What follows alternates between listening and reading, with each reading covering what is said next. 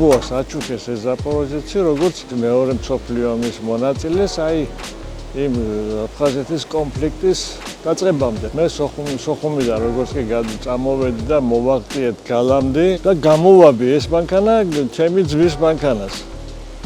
ეს ბაბუას აჩუქეს, მაგრამ იდგა რა, ბორბლებზე იდგა, არც აკუმულატორი, არც ბენზინი, არც არაფერი და ჩავყარე ამაში ბავშვები და ასე გამოვედით სამშვიდობო ზუგდიდში. მე პირველი ერთი წელი კიდე დავჭი ზუგდიდში, აქეთ არ წამოსულა რუსმა თბილისში.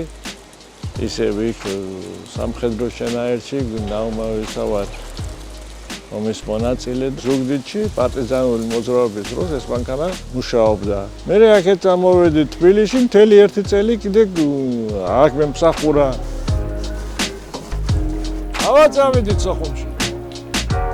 ოპტიმისტი კაცი ვარ. მინდა ამით წავიდე სოხუმში. ეგერ თუ დააკვირდე წინ ტრაფარეტი მიდევს არ იყიდება. ნუ მოდიან და მომყიდე. რა უნდა მოკიდო რა არის გასაყიდი ზაპოროჟიეცი. არა, უნდა წავიდე ამ მანქანით ისევ აფხაზეთში. ფილმი ის ამის ისტორია.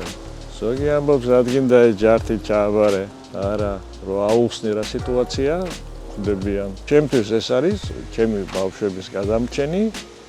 ჩემ ბატონო ბაბუას ხსოვნა და აფხაზეთი.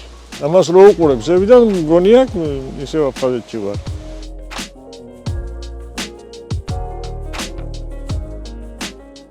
მანქანა ჭირდება კაპიტალური რემონტი. 30 წელია მანქანა რო დგას, ხო უნდა ამას ახლა. ძრავი მაგასაკეთებელი და გარეთ გამზადებული მაქვს შესაღებად. პრინციპში ახლა შეუძლია მას დაიქოქოს და წავიდეს. მაგრამ მაინც მინდა ეს აღვადგინო.